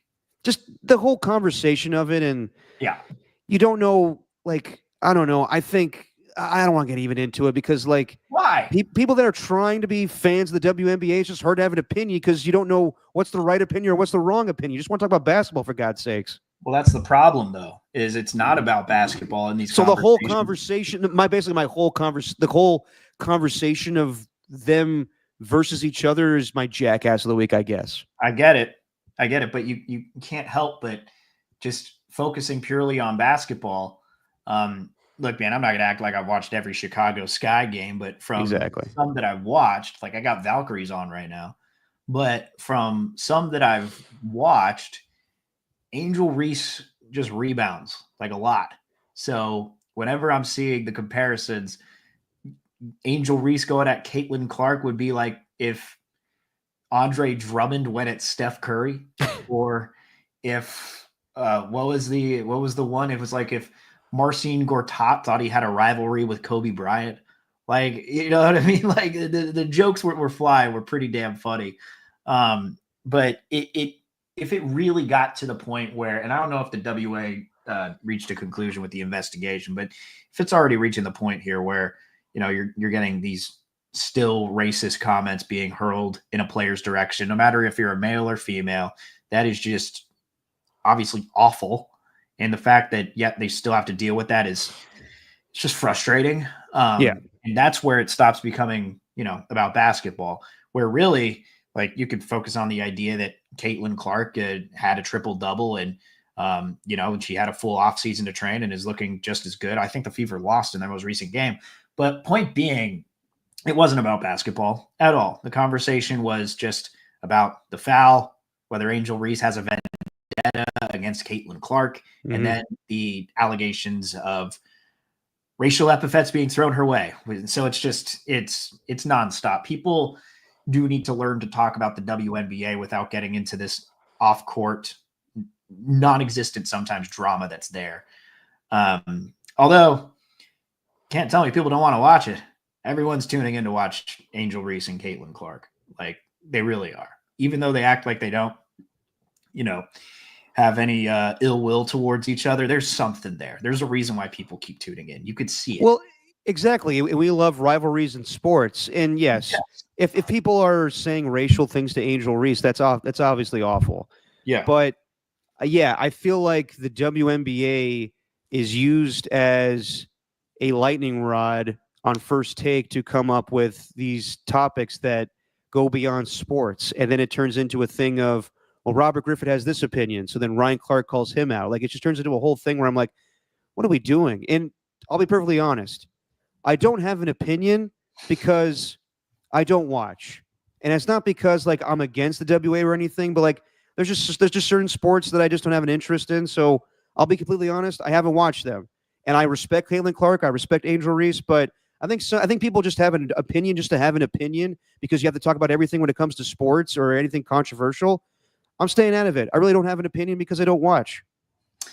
Yeah, when Monica McNutt called out Stephen A last year for basically saying you don't watch the NBA and you don't give it the same energy that you give these other sports, I don't think there was any lie in that comment, and I think she meant it wholeheartedly. Even though they let bygones be bygones and went on each other's podcasts, she still spoke a lot of truth to that, and I think that's kind of how Stephen A. Smith is with a lot of sports nowadays. He'll watch the ones that he has to watch, but if something happens at the World Baseball Classic and he has to talk about Shohei Ohtani and Mike Trout, well, his only take that he can come up with is that Shohei Ohtani can't be the face of baseball.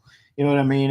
It's all just a mess on that. Yeah, but like, you know what? That's also his shtick. Like, that's what ESPN has created. So then when it turns into something that he's not familiar with, it's like, well, what the hell, Stephen A? It's like, that's what you kind of wanted, though. Yeah, no, and it's great that the WNBA got its TV deal that it did with ESPN, but you're also on ESPN, and their daily shows don't know how to talk about just regular sports. It has to be Pat McAfee making some sort of a joke out of the entire thing, or Stephen A. just trying to come up with a hot take. It's not much more than that anymore. Or Mike Greenberg doing the same thing. Basically. All right. As far as the Warriors, and speaking of the WNBA, the Valkyries had their debut, and Joe Lacob brought out Jonathan Kuminga to sit courtside to him after reports were flying pretty much the day before or the day of that the Warriors will entertain sign and trade offers for Jonathan Kuminga. And Steve Kerr also said that, next year we have to consider if Jonathan Kuminga comes back that, it's time, as he said, it's a no-brainer that he's going to play with Steph and Jimmy and Draymond. And I thought that was a weird thing to say because, I don't know, it feels like Joe Lacob's all about this guy when, Steve Kerr is still learning how to use him. So then Steve Kerr went on Tim Kawakami's podcast. Do you have this clip, Steven? I sent it to you. Yeah. So this was interesting. Steve's making the rounds. Went on with Tom Tolbert in his backyard yesterday and did the podcast with Tim Kawakami today. And Steve was honest about Jonathan Kuminga. And I think he pretty much said everything that I've been echoing about Jonathan Kuminga and how difficult it's been to find a way to play him in the last 4 years. It's like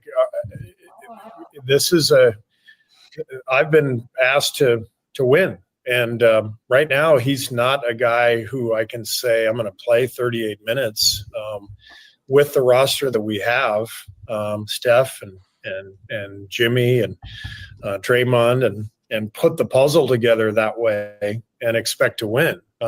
Doesn't mean he's not a really good player. Doesn't mean he's not. To me, it's like, I think that's honest. And he also, as Steve said, I've been asked to win. It's tough when I have to win a championship and my owner's demanding. And he didn't say all that, but he alluded to it. And he said, I don't really care what the fans think. I don't really care what management thinks. I have to do what's best for the team. And it's everything that I've said. It's everything that you've said. It's difficult when you have this franchise. Then you've created these expectations from 10 years ago where you go 73-9 and you acquire the best talents and your expectation is championship or bust. And then to have young talent come along the way, and it's either you have an impact fast or get the fuck out of the way. Steph, Draymond, KD, and Clay are here to save the day, and you guys need to get in line. So I understand, like, DeMarcus Cousins going on NBA FanDuel and being like, Steve Kerr doesn't know how to develop talent. Sure, okay, whatever, DeMarcus. I think there's Yeah. Can we play that? Sure, go for it. Shit. I just ruined something. Hang on. Whoa. So we got another monitor in here. We got another monitor in here, and my mouse keeps on I keep on putting my mouse on that other monitor. Okay, I got it back. Okay. Okay, here we go. This one just. I think Steve Kerr ruined. What happened? And paused it. I think they lost Kuminga. I think I think Steve Kerr ruined that relationship with the DNPs. We've seen this happen time and time again when it comes to him and dealing with young talent. He just doesn't handle young talent well. He doesn't develop young. I mean, out of the years he's been there, we've seen one guy develop under Steve Kerr, and they ran him off as well, and that was Jordan Poole. So when it comes to young talent, I just don't think they handle it well. And I could see Kuminga being on the move. Okay. See, that's just, to me, that's a lazy take. Yeah. It's a lazy take that we've heard time and time again from people who don't have any other argument against it, that Steve Kerr doesn't know how to develop talent. How old were Draymond Green, Klay Thompson, and Steph Curry when they won a championship? He developed them into NBA champions. Maybe he didn't develop them into, becoming NBA players, but he developed them into champions. He did the same thing with Jordan Poole. It's like, and then he ran him out. How about Draymond's fist? Maybe that had something to do with it. That might have ran him out too. Well, also Jordan. Sorry, go ahead. I think that's such a lazy take, and then the people are going to come back. No, Mark Jackson developed those guys. Did Mark Jackson win a championship with them? No, Steve Kerr did, and helped create a dynasty because of it. And I think he also developed them into better people until Draymond punched Jordan Poole in the face, but kind of ruined his image. I just think that's such a lazy take. I can't stand that one. If you're going to give me like actual concrete examples as to how he slowed down his development besides, well, he didn't play him enough. Like, I just hate this whole idea where it's like Steve Kerr is the only coach that is responsible for developing players, whereas we look at other younger players who don't pan out and we always blame the player instead of not the coach. It's never the coach's fault. It's always the player. Why is it different here with Jonathan Kuminga? It's been 4 years. 4 years. And I don't know. I don't mean to hate on Kuminga, but it's just, we saw it play out in the playoffs. Like, if he's your leading scorer, you're not going to win many basketball games because he doesn't pass the ball.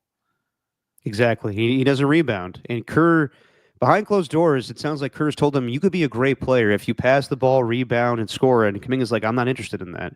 He's like, well, then we have a different philosophy on how to make you the best possible player. Yeah. And DeMarcus Cousins like, well, they ran Jordan Poole out of town. You said it perfectly, Steven. It was Draymond's fist. Not to mention, Steph also plays a role in this, everybody. I know that we love him, and he's, the darling of all of our eyes, but like, Steph Curry also tells Steve, I don't want to play with this guy. I can't make it work with this guy. We saw Steph on the sideline when Jordan Poole was ignoring Draymond Green, and then Steph tries to talk to him and says, you cannot talk to your teammate that way. And then we just saw recently with Jonathan Kuminga dribbling the ball up the court, and Steph's like, what the fuck are you doing, bro? What are you doing? It's not just Steve. And I know that people are going to be like, well, then Steve has no control over his team.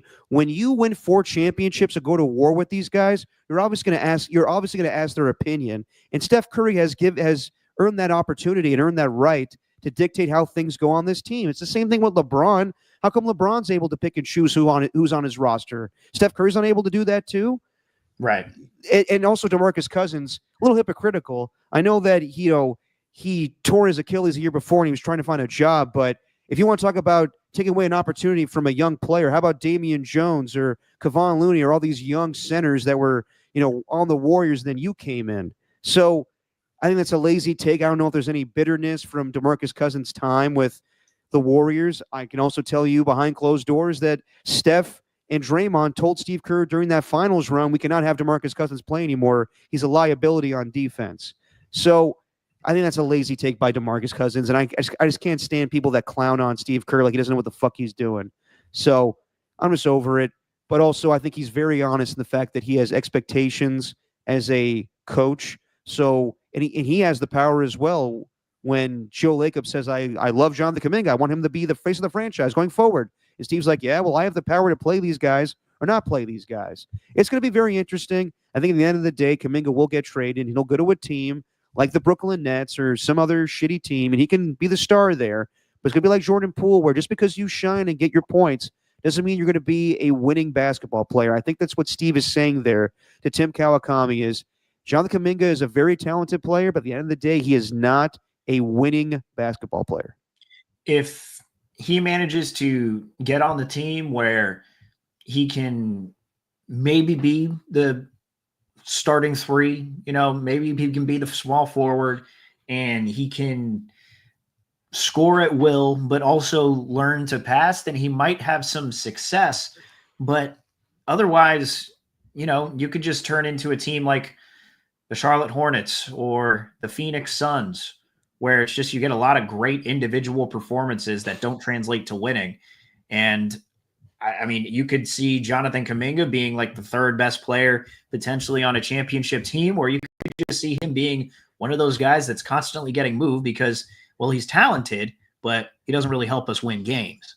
And I wonder which one that's going to be. I don't really want to make like a declaration right now because he is just 22 years old, but I don't know. We use the age thing. He's been in the league for 4 years. And he's been for 4 years. Maybe he doesn't find his way till he's like 30, like Julius Randle. Who knows? Yeah, exactly. And Ernie won't call me out here. That's a Dirty Rick retread. I know. Sometimes I regurgitate the same things I say on the show on here, all right? Can you blame me? I'm sorry. No, you're supposed to have different takes, dude. For all the time? God damn, the time. The shit's hard. I produce and host this fucking show, and then I do this. Good Lord. Cut me some slack or anyone. All the time. Speaking of which, I'll probably say this today, and you'll hear it tomorrow on Dirty Work. Steven? What? Is Tom Cruise the closest thing do we have as far as an athlete in film? I am so glad you asked that question. Because it depends on I what bet you are. It depends on what you define as athlete. Do you define athlete just by the metrics of being able to run fast, jump high? By those standards, probably yes. But if you're looking at an actor who's close to an athlete in terms of team sports, one who is kind of a natural, sorry, that's going to Adam Sandler. That's number one for me. Why do you say that? Basketball. We all know what he can do on the court. Yeah, he's good at it. Golf. Happy Gilmore. Football. Paul Crewe. The way he could sling it. I'm telling you, Adam Sandler is the most naturally gifted athlete in terms of team sports that I think is out there right now. Tom Cruise can run faster just about as fast as anyone. But I think if you're going to ask me that question, and it depends on what you value more, right? If you value the running thing and you're like, you're on the side of Noah Lyles where it's like, these guys are the world champions of what? The United States? And he's like the fastest man in the world. And you're side with him, then you probably value running, But I come from the Kenny Powers school of sports. I play real sports. I don't try to be the best at exercising. That's a great line. I'm just kidding. They are athletes. They are. But I just think Adam Sandler needs to get a little more love, even though he's not your typical athletic-looking guy. He is. That's the one thing is I love me some Sandman, but he's not the most athletic-looking individual at how old is Sandman now? Probably like going to be 60. Tom Cruise looks incredible at 63 years old. And he just gives me Tom Brady vibes where he refuses to age. He looks like he still could pass for 40 or 50. But he refuses to age, or he's paid to have some work done so that he doesn't look like he's aging. Well, that's what I'm alluding to, Stephen. Very rich, Derek. No, I believe me. I understand. He has a lot of work done. The TC12 method.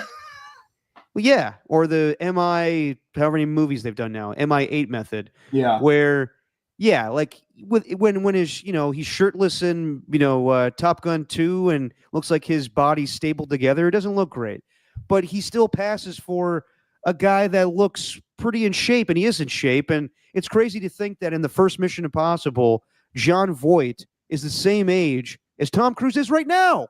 It's incredible. Yeah, it's unreal. What the fuck is this guy doing? But yeah, I would say just the fact that he's able to do his own stunts and this guy literally almost dies to make these movies. Yeah, I give a lot of credit to Tom Cruise. And I know he's nuts. Believe me, the whole Scientology stuff, I don't understand it. Sorry, I don't mean to be insensitive, but like, what the hell? Like, it's just a weird thing, and him jumping on couches and wanting to eat his daughter's placenta and every other weird thing you can think of back in the day with Tom Cruise, him yelling at the crew during COVID.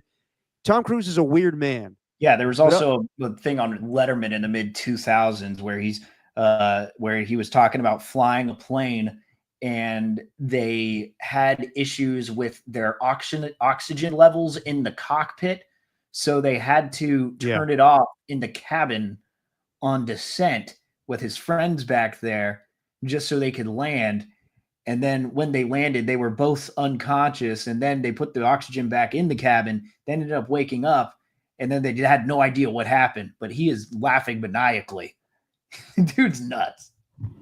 No, he's a weird guy. And, I remember the interview with him calling out Matt Lauer, and we all, Matt Lauer. But yeah, like the whole, what was it?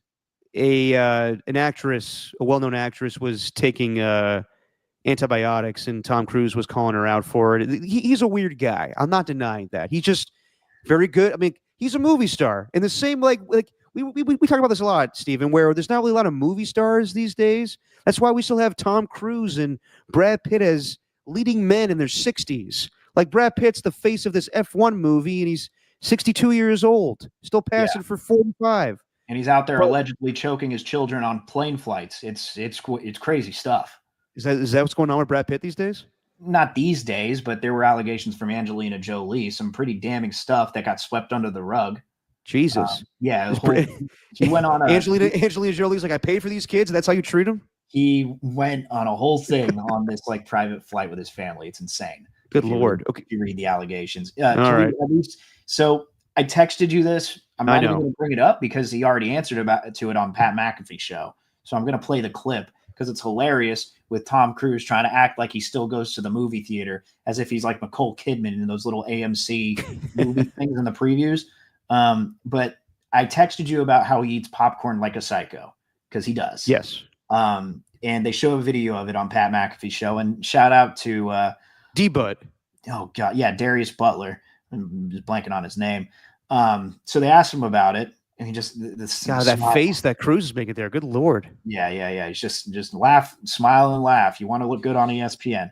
But he was asked about the popcorn thing. And I saw you with the people in the theater eating some popcorn. Now, this is a big journalism show, so I got to get to the bottom of it because there are questions. And now you're Tom Cruise. You do everything a little different. I've never seen anybody eat popcorn like this. Are you actually eating popcorn, or are you full of shit right here, TC? I got to know. I know. Man, I'm eating popcorn. They know when I'm going to these movies that I'm watching, and I'm eating popcorn. Okay. And I saw. Yeah. Okay. All right. Yeah. Sure. Yeah, he's weird. But the popcorn eating thing, that's like the least of all the weird stuff he does. Here, I need to. Is this the one that's like the long form? Because there was a long form one where I can't find it.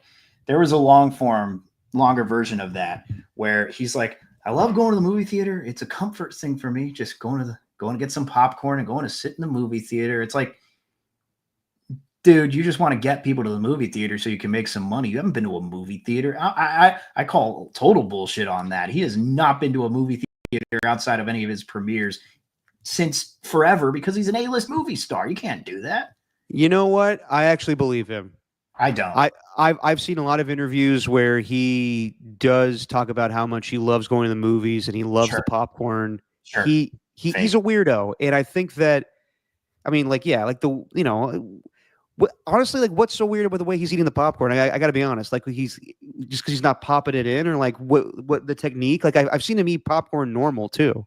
It's the technique, Derek. It's the take one kernel and just like toss it right in your mouth, but real quickly, very aggressively, like slapping your face. You know what I mean? Yeah. Like just going really aggressive. It's an odd way to eat popcorn. Yeah, but I've also seen him take like a handful and stuff in his mouth. You're really well versed in Tom Cruise eating popcorn. I've seen interviews. I've seen interviews, and he loves the popcorn. I don't know what to tell you. I don't know about. And also, I everyone's fascination with how people eat things. I got to be honest. I don't give a shit. Like, Tom Cruise eats popcorn weird. Dan Orlovsky eats his ice cream bars weird. Yeah, judging. I don't string my cheese when I eat string cheese. I eat it whole. I feel like you're all judging me right now. I do judge you for that. Well, can't you just be a friend? I can be both. I could be a friend who judges you for that.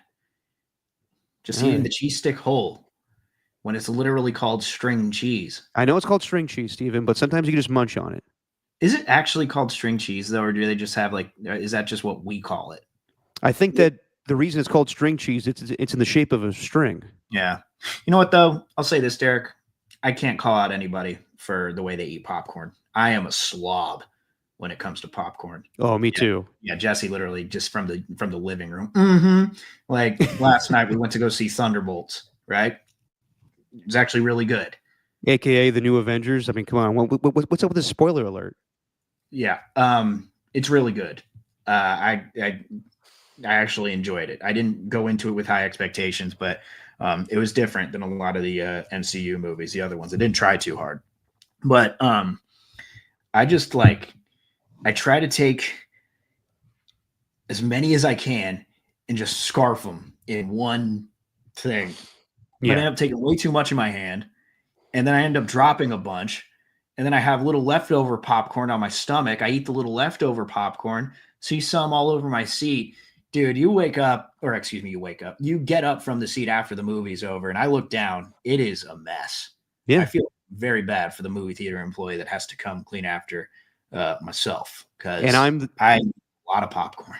I'm the same way, man. And sometimes, as I said on this podcast before, I will, when I meet my friends to the seats, I'll trip because it's dimly lit, and I'll spill the popcorn, and I'm just a mess. I also love to mix the M&Ms with the popcorn. It's salty, it's sweet, it's a good mixture. Yeah, sweet and savory. I get that. Yeah, I wonder if Tom Cruise would be down with that. The M&Ms and popcorn. Speaking of Cruise, Tom Cruise can't have any sugar. He'll start bouncing off the walls. Yeah, that's true. Well, also it's bad for his physique. You're a big Mission Impossible fan, right? I'd say so. I've seen them all. I got into them just as much as the Fast and Furious movies a few years ago. The last movie that came out, Dead Reckoning, which was Dead Reckoning Part 1, but not anymore because it's the final movie is called The Final Reckoning. I'm intrigued to see how this franchise ends, but I don't think it's going to end because nothing ever ends. As long as it makes more money, we'll continue on. Yeah, but I'll give you kind of a spoiler, but not really a spoiler for Thunderbolts. I'll just say, stay after the credits.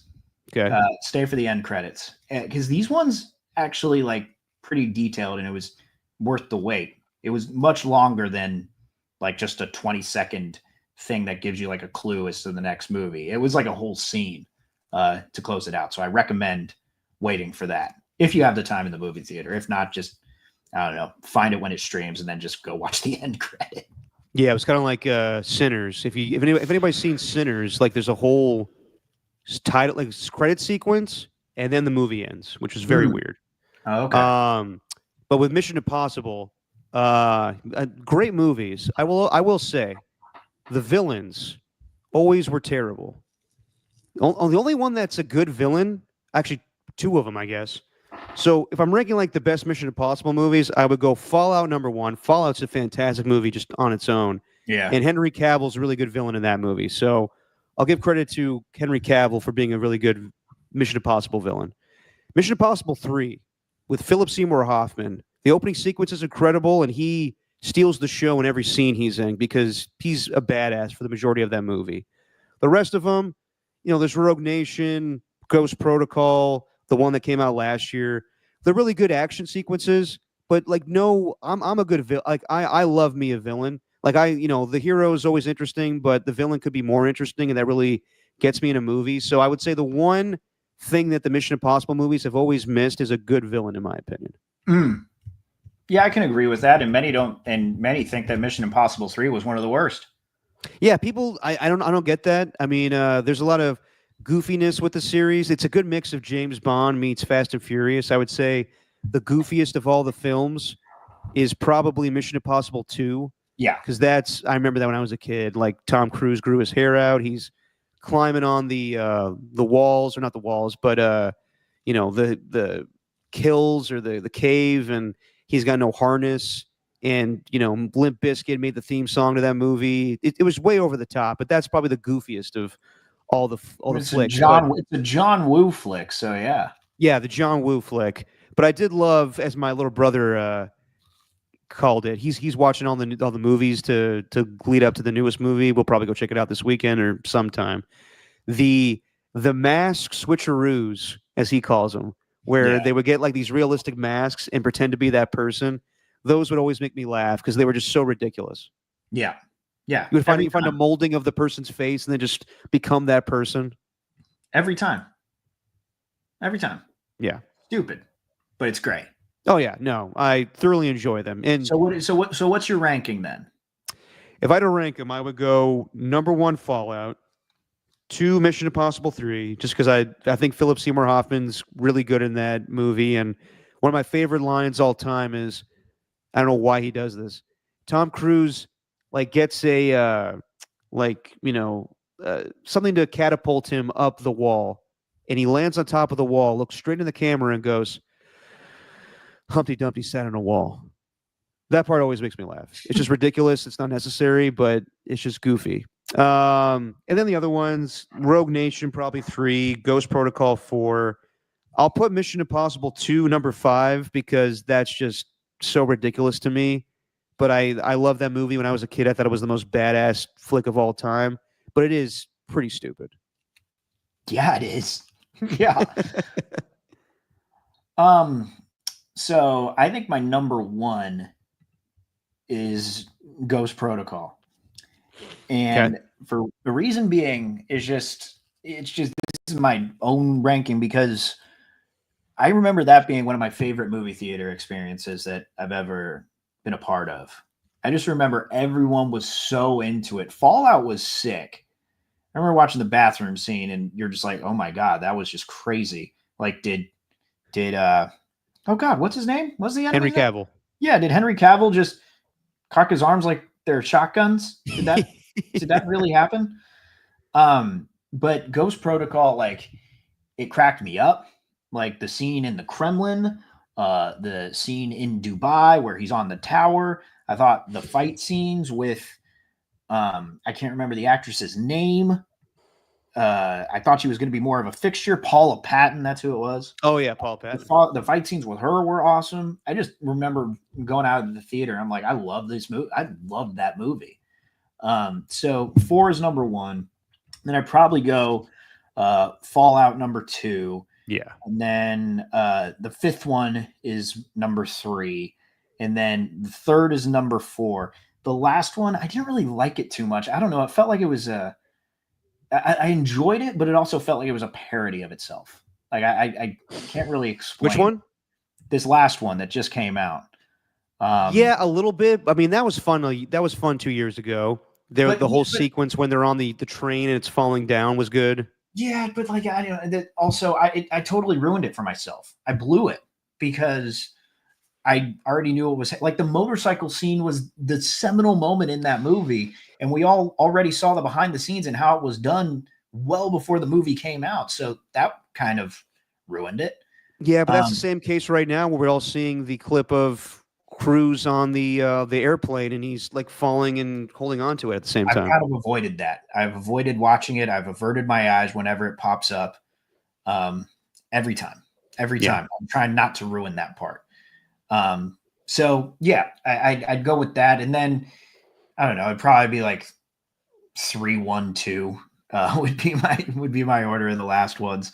The first 3 movies, I guess. That's how I'd rank them. The first one is so complicated with the plot that I'm like, I don't know what the fuck's going on. But it's so memorable. Like the 2 most memorable scenes are when he falls down the shaft and he's got the wires and he can't hit the. Yeah, exactly. And then the final fight scene where he's on top of the train and he's fighting John Voight. Besides that, the whole movie's just convoluted and I have no idea what the hell's going on. Yeah. It's a lot. But Fallout by far is the best one, just because there's so many like good acting sequences and closure to his wife in the previous movies. But they'll never find a better opening to a movie where Tom Cruise pretends to be Wolf Blitzer on CNN? No, not at all. And that was, I think, but that was Fallout, right? Yes, it's Yeah, it's the opening scene where he gets the guy in the hospital. the terrorist to confess to his bombings. Yeah, that was legit. That was legit. I loved in Fallout 2 at the end. It made me laugh so hard when he sees the wife and then he eventually goes, "I gotta go," and then just sprints out of the trailer. Yes, It cracked me up. It made me laugh so hard. and all these movies lean into the joke of Tom Cruise always running in his movies. Yeah, There's always a scene where he looks down like a long hallway or a long track, or he knows he needs to run a far distance, and the whole audience just bursts out into laughter, and they just lean right into it, where he's just sprinting at full sprint. Yep. He sprinted along the entire roof in Fallout of London. Yeah. He ran across London. Looks like he's doing it on the ground though, instead of on the roof. This new one. All right, AJ Cruz, we'll wrap it up. Jesus, AJ, you've had a lot of complaints this podcast. Yeah, seriously. You can. This is an A/B conversation. You can see yourself out whenever you'd like. Yeah, AJ Cruz, we love you. We love the Mexican American dream, but man, Jesus, if Walter doesn't have a podcast going, you're stuck here, buddy.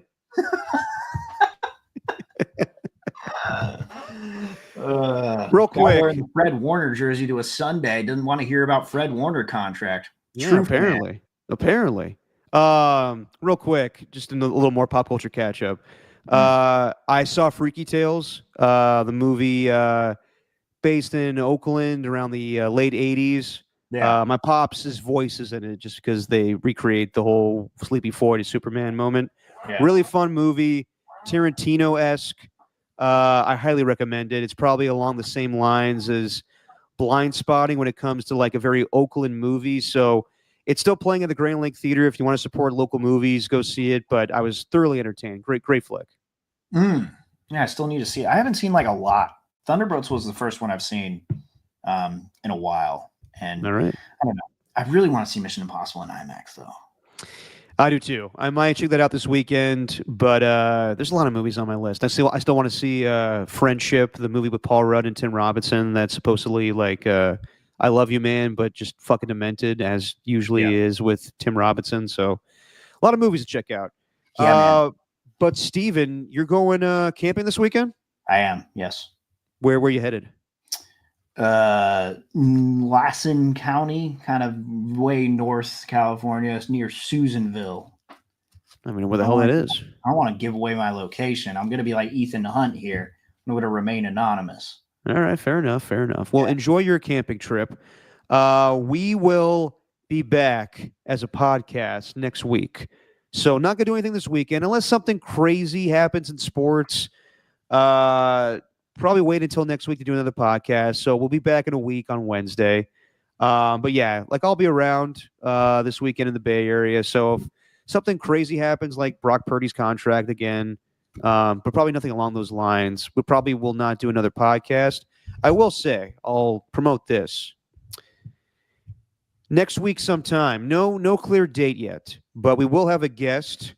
I may have to do this one by myself, just considering the situation and everything. But Steve and I will be back next Wednesday. But at some point next week, I will be talking to Mr. Tom Tolbert. We are figuring out a day and a time he could do it, and it's going to be awesome, given everything that's gone down at KMBR. So it means a lot to me that he's willing to do this. But yeah, at some point next week, me and Tom will be catching up. So look forward to that. Why can't I be involved? If you want to be, I just don't know what time we're doing it, and I can't, I don't want to put you in a bad situation where you're working or you're tired, and I'm like, hey, Tom has to do it right now. Nah, that's fair. Okay. If you can be a part of it, I will gladly include you. Mm-hmm. It's mostly going to just be asking questions to talk crap about you anyway. Probably, which is usually the case. Mm-hmm. But yeah, at some point, me and Tom will do a podcast on here. And no, it'll not be in Tom's backyard, but I wish. That's reserved for Steve Kerr or Marcus Thompson or Ray Ratto getting severely sunburned. But everybody that live in Alameda. Yeah, basically. Well, yeah, you too. All right, everybody. That's gonna be it for tonight. Like I said, Steven's gonna have a nice camping trip over the weekend, and I will be around if anything pops up, but if nothing does, we'll be back next Wednesday. To everybody in the chat, to Rocka New Era, to AJ Cruz, who likes to complain a lot these days. Otis Bird is the word. Who else did we have? We had Skills in here. We had Ernie One, and we had some random dog guy, Debo the dog. Welcome to the chat. I believe that's Tacky's dog. What's up? That's Tacky's dog? Yeah. So it's Tacky just pretending to be a dog. A dog. Yeah. Eat shit, Tacky. That's lame as hell. All right, everybody. We will see you next week. We will let you know when the interview happens with Tom. Steven, say what you always say. Well, it is just our opinion, man. I don't know what that was. Hang on.